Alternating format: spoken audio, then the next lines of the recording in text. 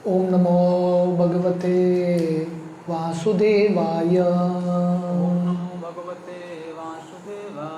ओम नमो भगवते वासुदेवाय। ओम नमो भगवते वासुदेवाय। नारायणं नमस्कृत्य नरं चैव नरोत्तमं देवीं सरस्वतीं व्यासं ततो जायमुदीरये। नष्टप्रायेषु अभद्रेषु नित्यं भागवत सेवया भगवती उत्तमश्लोके भक्तिर्भवति नैष्ठिके। कृष्णाय वासुदेवाय देवकी नंदनाय च नंदगोपकुमाराय गोविंदाय नमो नमः। नमो पंकजनाभाय नमो पंकजमालिने नमो पंकजनेत्राय नमस्ते पंकजांग्रये। हरे कृष्णा। कल हम टेक्स्ट 4 चर्चा कर रहे थे।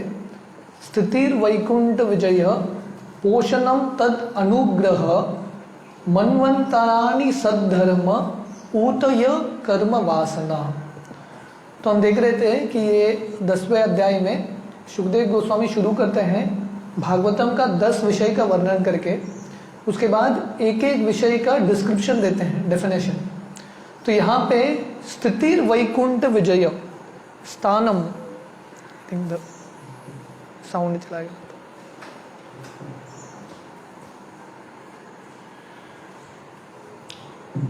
हाँ, तो यहाँ पे स्थिति वैकुंठ विजय का मतलब है स्थानम। तो भगवान विष्णु ब्रह्मा जी के माध्यम से अलग अलग लोकों की रचना करते हैं और यहाँ पे अलग अलग जीव निवास करते हैं और हर एक जीव का कर्तव्य है नियम के अनुसार चलना। तो प्रभुपाद यहाँ पे लिख रहे हैं ट्रांसलेशन में, the right situation for the living entities is to obey the laws of the lord and thus be in perfect peace of mind under the protection of the supreme person of Godhead। तो अगर व्यक्ति को खुशी से रहना है और शांति से रहना है, भगवान के नियम के अनुसार चलना पड़ेगा। तो इसका ये मतलब है स्थिति वैकुंठ विजय, कि सही स्थिति क्या है, सही स्थान है जब जीव भगवान के नियम के अनुसार चलेगा।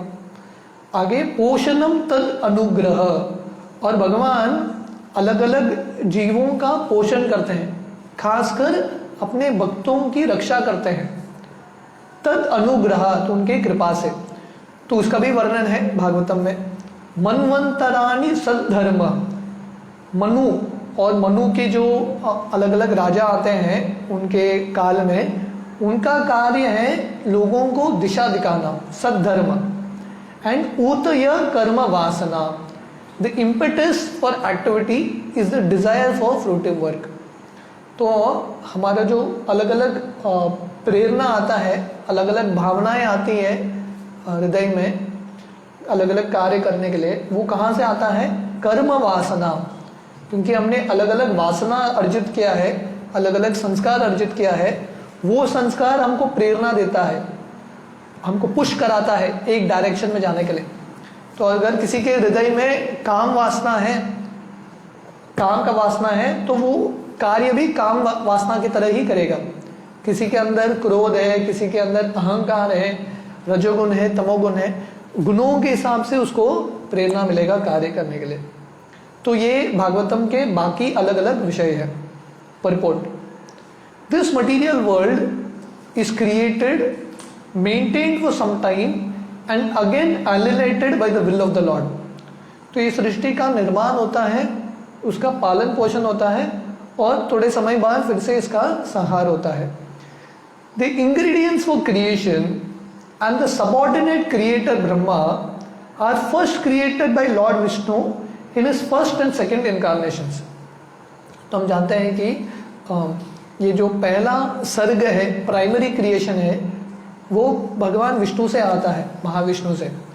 ये जो अलग अलग पदार्थ हैं, द्रव्य है, वो भगवान बनाते हैं। और ब्रह्मा जी का भी जो उत्पत्ति है भगवान से ही होता है।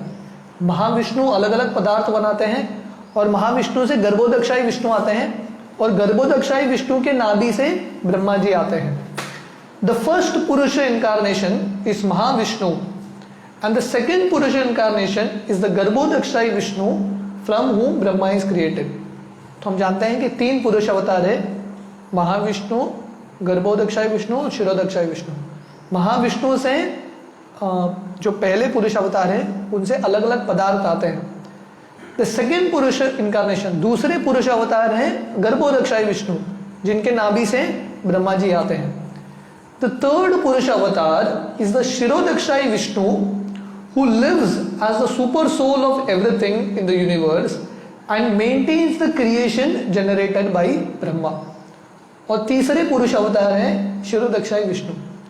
तो देखिए भगवान इस सृष्टि का निर्माण करने के लिए, पालन पोषण करने के लिए कितना अपना अपना रूप विस्तारित करते हैं और अलग अलग विष्णु का अलग अलग कार्य। तो तीसरे पुरुष अवतार हैं शिरोदक्षाई विष्णु, जो सबके हृदय में परमात्मा के रूप में निवास करते हैं। और जो सृष्टि ब्रह्मा जी करते हैं उसका पालन पोषण शिरोदक्षाई विष्णु करते हैं। इसलिए हम भागवत में पढ़ते हैं, जब भी धरती पे कष्ट होता है तब क्या करते हैं, धरती ब्रह्मा जी और बाकी सब देवता क्षीर सागर जाते हैं और शिरोदक्षाई विष्णु से प्रार्थना करते हैं कि आप अवतार लीजिए। तो इसलिए प्रभुपाद यहाँ पे लिख रहे हैं, शिरोदक्षाई विष्णु मेंटेन्स द क्रिएशन। तो सृष्टि का जो निर्माण ब्रह्मा जी ने किया है उसका भी मेंटेनेंस विष्णु ही कर रहे हैं। तो ब्रह्मा के पहले भी ब्रह्मा को बनाने वाले विष्णु, ब्रह्मा जी ने जो सृष्टि किया उनको बुद्धि देने वाले विष्णु, और उन्होंने जो सृष्टि बनाया उसका मेंटेनेंस करने के लिए भी वही Vishnu. Shiva is one of the many sons of Brahma and he annihilates the creation. और सृष्टि के संहार के समय वही ब्रह्मा जी के एक पुत्र बनते हैं, शिव जी ब्रह्मा जी से आते हैं और उनका कार्य है सृष्टि का संहार करना। Therefore, the original creator of the universe is Vishnu and he is also the maintainer of the created beings by his causeless mercy। तो इसलिए गोविंदम आदि पुरुषम तमहम भजामि। तो सृष्टि करता कौन है, विष्णु ही है। ब्रह्मा जी सृष्टि करते हैं पर ब्रह्मा जी का भी सृष्टि विष्णु करते हैं। ईश्वर परम कृष्ण सच्चिदानंद विग्रह अनादिर आदिर गोविंद सर्व कारण कारणम। तो इसलिए ब्रह्मा जी बताते हैं सब ईश्वरों में से परमेश्वर कृष्ण है। तो सृष्टि का निर्माण भी वही करते हैं और सृष्टि का जो पालन पोषण है वो वही करते हैं अपने कृपा से। पोषणम तत् अनुग्रहात्, अपने कृपा से भगवान हर एक व्यक्ति का पालन पोषण कर रहे हैं। तो ये दुनिया में अब देखो कितने सारे पंक्षी हैं, कितने सारे कीड़े हैं, चींटी हैं, गाय है, कितने सारे प्राणी हैं। इन सब का पालन पोषण कौन कर रहा है, भगवान ही कर रहे हैं। पोषणम तत् अनुग्रहात्। As such it is the duty of all condition souls to acknowledge the victory of the lord and thus become pure devotees and live peacefully in this world where miseries and dangers are always in existence। तो क्योंकि भगवान इतना सब कर रहे हैं हमारे लिए, सृष्टि का निर्माण भी भगवान कर रहे हैं, सृष्टि का पालन पोषण भी भगवान कर रहे हैं, तो क्योंकि भगवान इतना सब कर रहे हैं हमारा भी कुछ कर्तव्य बनता है कि नहीं। तो हम सबका कर्तव्य है एक्नॉलेज करना, स्थिति वैकुंठ विजय। तो ये स्वीकार करना कि भगवान उनके अलग अलग शक्तियों के माध्यम से ये सृष्टि चला रहे हैं और मेरे लिए सब अरेंज कर रहे हैं। हाँ, सांस लेने का जो हवा है, ऑक्सीजन है, पीने का पानी है, खाने के जो पदार्थ हैं, भगवान सब अरेंज कर रहे हैं। इसको एक्नॉलेज करना और भगवान के भक्त बनना। मन मना भव मद भक्तो मद्याजी माम नमस्कुरु। भगवान जैसे गीता में बोलते हैं मेरा भक्त बनो, तो हमारा कर्तव्य है भगवान का भक्त बनना, और ये करेंगे तो हम ये दुनिया में भी शांति से रह सकते हैं। नहीं तो ये दुनिया में हर एक पद पे कष्ट है, पदम पदम यद विपदाम न तेषाम, क्योंकि ये दुनिया का वही लक्षण है, कुंट मिजरीस। जैसे कृष्ण गीता में बोलते हैं दुखालयम अशाश्वतम, दुख है और शाश्वत नहीं है दुनिया। तो ये दुनिया में शांति से रहना है तो तरीका है भगवान विष्णु का भक्त बनना। The condition souls who take this material creation as the place for satisfaction of the senses and are thus illusioned by the external energy of Vishnu remain again to be subjected to the laws of material nature, creation and destruction। तो जो लोग भगवान की भक्ति करते हैं ये दुनिया में भी शांति से रहते हैं, और ये दुनिया के बाद, ये जिंदगी के बाद वैकुंठ लोग जाते हैं।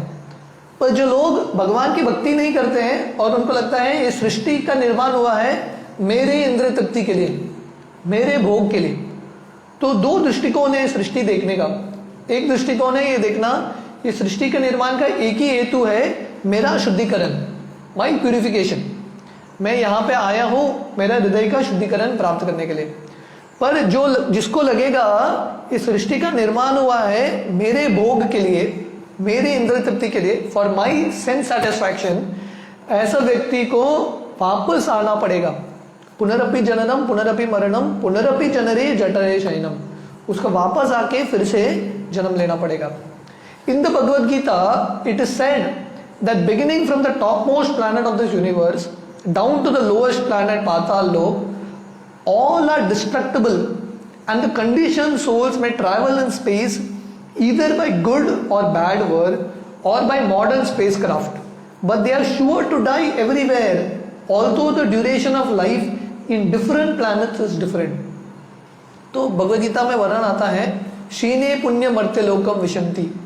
भगवान बताते हैं अगर कोई ब्रह्मलोक तक भी जाएगा, स्वर्गलोक भी जाएगा, तो ऐसा व्यक्ति को भी मृत्यु प्राप्त होगा, वहां पे भी पीड़ा है, जन्म मृत्यु जरा व्याधि रहता है सब जगह।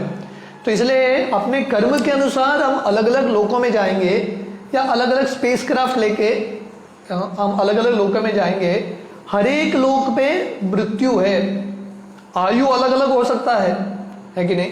धरती में आयु 100 साल हो सकता है, स्वर्गलोक में आयु बहुत लंबा हो सकता है, ब्रह्मलोक में उससे ज्यादा, पर हर एक व्यक्ति का मृत्यु निश्चित है। Everyone has different duration of life in different planets, but they are sure to die. मृत्यु होगा। The only means to attain eternal life is to go back home, back to Godhead, where there is no more rebirth as in the material planets।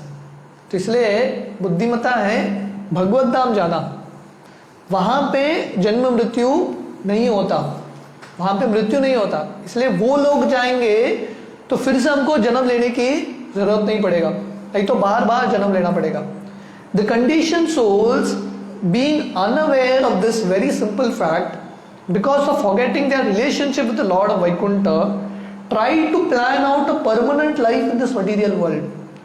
तो क्योंकि लोगों को ये शाश्वत जिंदगी के बारे में पता नहीं, वैकुंठ के बारे में पता नहीं, तो वो क्या करते हैं यही दुनिया में परमानेंटली रहने का प्रयास करते हैं। पर ये असंभव है, कोई भी यहाँ पे परमानेंट रहा ही नहीं। हम जानते हैं शास्त्रों में हिरण्यकशिपु इतना तपस्या करता है, उसका इच्छा था मैं परमानेंटली इधर ही रहूं, पर ब्रह्मा जी बोलते हैं अरे मैं ही परमानेंट नहीं हूं, तुम कैसे परमानेंट रहोगे? ये दुनिया ही परमानेंट नहीं है, तुम ये दुनिया में रह के परमानेंट कैसे रहोगे? Not possible. इसलिए क्योंकि हम भगवान को भूल गए हैं, भगवान के साथ संबंध भूल गए हैं, यहाँ पे हम नकली संबंध ढूंढने का प्रयास कर रहे हैं। हमारा जो मूल स्वरूप है वो भूल गए हैं कि हम भगवान के दास है वैकुंठ लोक में, सनातन लोक में। हम ये नश्वर लोक में स्वामी बनने का प्रयास कर रहे हैं। Being illusion by the external energy they thus become engaged in various types of economic and religious development, forgetting that they are meant for going back home, back to God। तो गीता में हम कल पढ़ रहे थे, भगवान वर्णन करते हैं कि सृष्टि का निर्माण भगवान करते हैं पर इससे अलग रहते हैं। सृष्टि से वो प्रभावित नहीं होते, पर क्योंकि हमको बहुत इच्छा है यहाँ पे भोग करने का, ये माया देवी इतना प्रभावित करती है, इतना आकर्षक करके रखती है हमको। हम अलग अलग प्रयास करते हैं अर्थ कमाने का, काम वासना का पूर्ति करने का, और हम तैयार ही नहीं है भगवत धाम जाने के लिए, यहीं पे संतुष्ट हैं। This forgetfulness is so strong due to the influence of maya that the conditioned souls do not want at all to go back home, back to Godhead. तो ये माया का प्रभाव इतना शक्तिशाली है, इतना शक्तिशाली है कि कोई बोलेगा अरे वैकुंठ का द्वार खुला है, आ जाओ, कोई तैयारी नहीं है जाने के लिए। No one is ready, no one wants to go back home, back to godhead. किसी को इच्छा ही नहीं है, सब लोगों को लगता है मुझे यहीं पे रहना है। हम जानते हैं वो इंद्र की कहानी। इंद्र जब किसी के श्राप की वजह से सुअर बन जाता है, सुअर का शरीर मिलता है उसको, ब्रह्मा जी आके उसको बोलते हैं अरे इंद्र का पदवी खाली है, आ जाओ वहां पे स्वर्गलोक में। पर इंद्र अभी क्योंकि सुअर के शरीर में प्रवेश कर चुका है, माया देवी ऐसा ढक देती है उसके ज्ञान को, उसको लगता है यही सार है, मुझे ये शरीर छोड़ के जाना ही नहीं है। तो ये माया का प्रभाव है। The forgetfulness is so strong, इतना शक्तिशाली है माया का प्रभाव, कोई भगवत धाम जाने के लिए तैयार ही नहीं है। By sense enjoyment they become victims of birth and death repeatedly and thus spoil human lives which are chances for going back to Vishnu. मनुष्य जन्म पाया राधा कृष्ण न भजिया, जानिया सुनिया विष खाइनो। तो क्योंकि हम इंद्रिय तृप्ति करते रहते हैं, सेंस एंजॉयमेंट, तो इसलिए हमको ये विष मिलता है, पॉइजन आता है। किसका? जन्म मृत्यु का। वापस जन्म मृत्यु लेते रहते हैं, जन्म होता है मृत्यु होता है, जन्म होता है मृत्यु होता है, और मनुष्य जिंदगी विफल चला जाता है। मनुष्य जन्म पाया राधा कृष्ण न भजिया, जानिया सुनिया विष खाइनो, हरि हरि विफले जन्म गुआइनो। तो हमने ये पूरा जो मनुष्य जिंदगी है विफलता से खो लिया है, क्योंकि हम भगवान विष्णु की भक्ति नहीं करते। तो इसलिए यहाँ पे वर्णन आता है स्थिति वैकुंठ विजय। तो सही स्थिति है हर एक जीव का ये स्वीकार करना कि भगवान विष्णु मेरे लिए इतना अरेंजमेंट कर रहे हैं, हालांकि मैं उनको भूल के यहाँ पे आया हूँ, इतना अरेंजमेंट कर रहे हैं, मैं भी थोड़ा प्रयास करता हूँ भगवान की भक्ति करने का। The directive scriptures made by the Manus in different ages and millenniums are called Saddharma, good guidance for the human beings who should take advantage of all the revealed scriptures for their own interest to make life's successful termination. मनवंतरानी सद्धर्म। तो अलग अलग मनु आते हैं अलग अलग काल में, अलग अलग कल्प में, और अपना शास्त्र देते हैं, मनुस्मृति देते हैं, क्योंकि ये शास्त्र पढ़ के व्यक्ति को गाइडेंस मिलेगा। हर एक व्यक्ति मार्गदर्शन चाहता है, क्या करूं क्या न करूं, कौन सा मार्ग लूं, वो कहाँ मिलेगा? शास्त्र पढ़ के। जैसे कहीं पे आपको जाना है, एक मैप फॉलो करते हैं, या कहीं एक सिटी जाते हैं टूर करने के लिए, भ्रमण करने के लिए, तो एक मैप होता है, ये सिटी में कौन कौन से टूरिस्ट स्पॉट्स हैं आप देखते हैं। तो वैसे ही ये जो शास्त्र हैं हमारे लिए गाइडेंस करते हैं, कैसे ये भौतिक दुनिया से मुक्त होकर आध्यात्मिक दुनिया तक पहुंचना है, how to make life successful termination. ये जिंदगी तो एनीवे अंत होगा, पर कैसे सही तरीके से अंत करना है, हाउ टू एंड प्रॉपरली।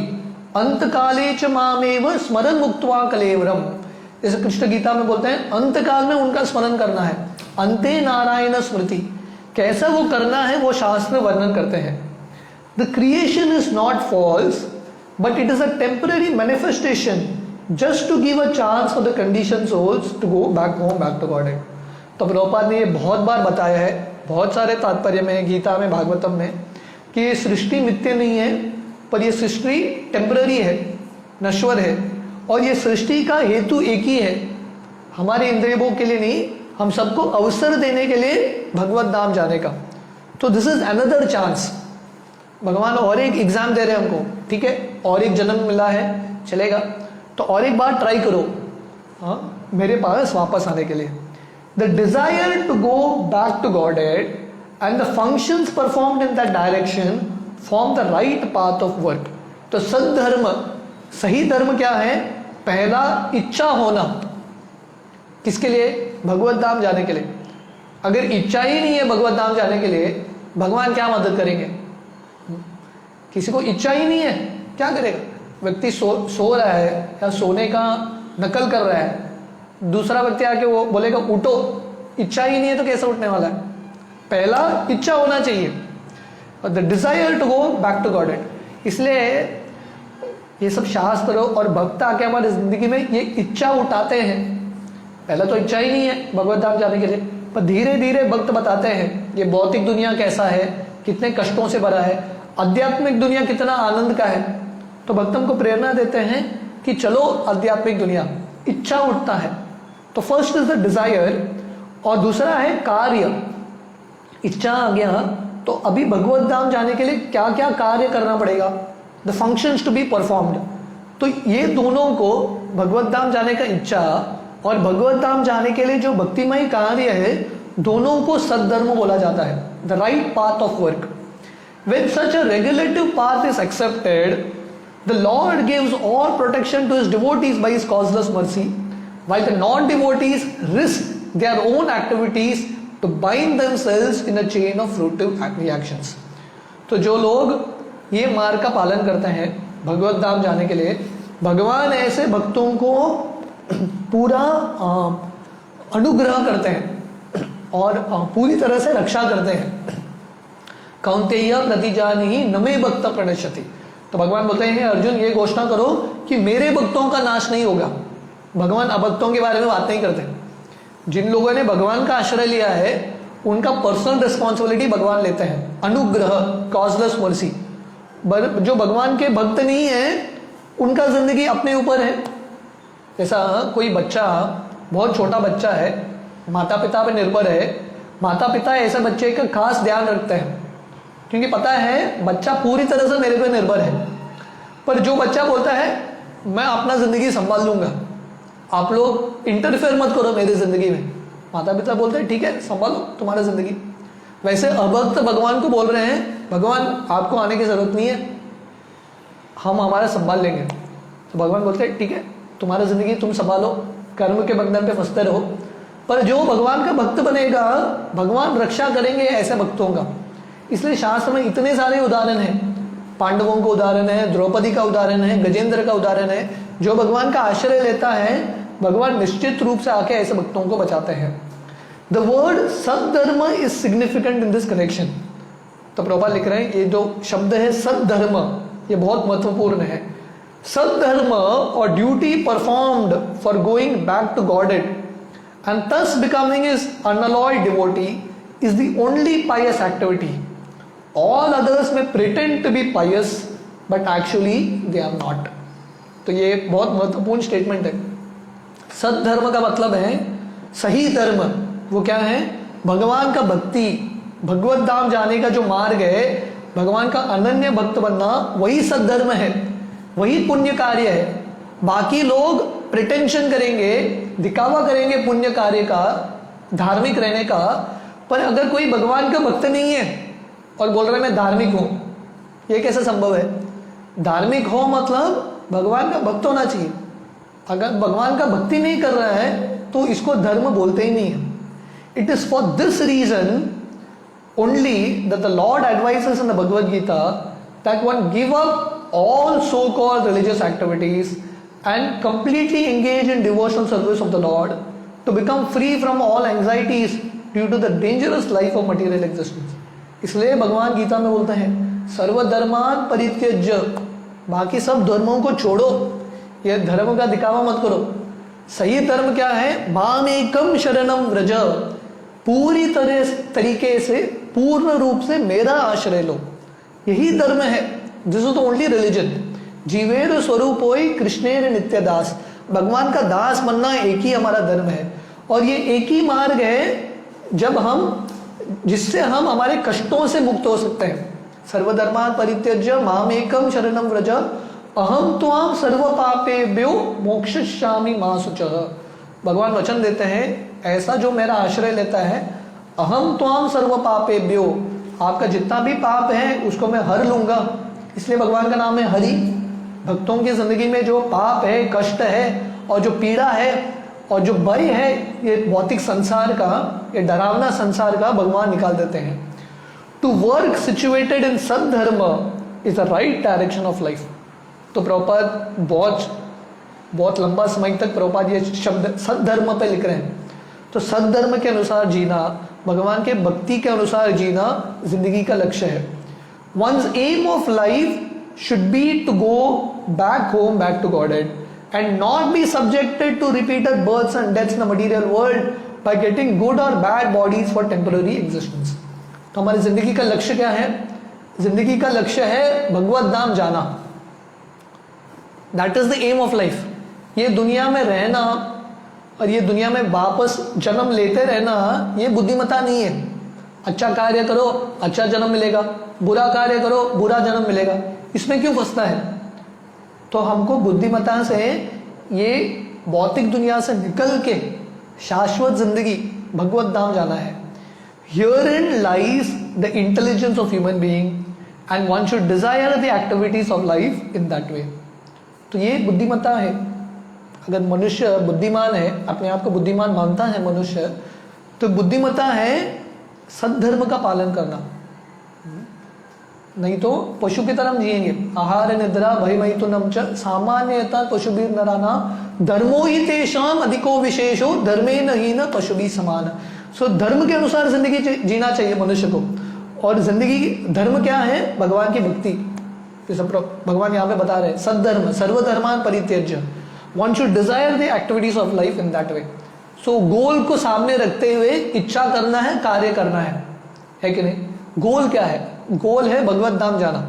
तो भगवत धाम जाने के लिए कौन सा इच्छा होना चाहिए, कौन सा इच्छा नहीं होना चाहिए? भगवत धाम जाने के लिए कौन सा कार्य करना चाहिए, कौन सा कार्य नहीं करना चाहिए? किन लोगों का संग करना चाहिए, किन लोगों का संग नहीं करना चाहिए, ये सोचना चाहिए गोल को सामने रखते हुए। और हमारा गोल क्या है?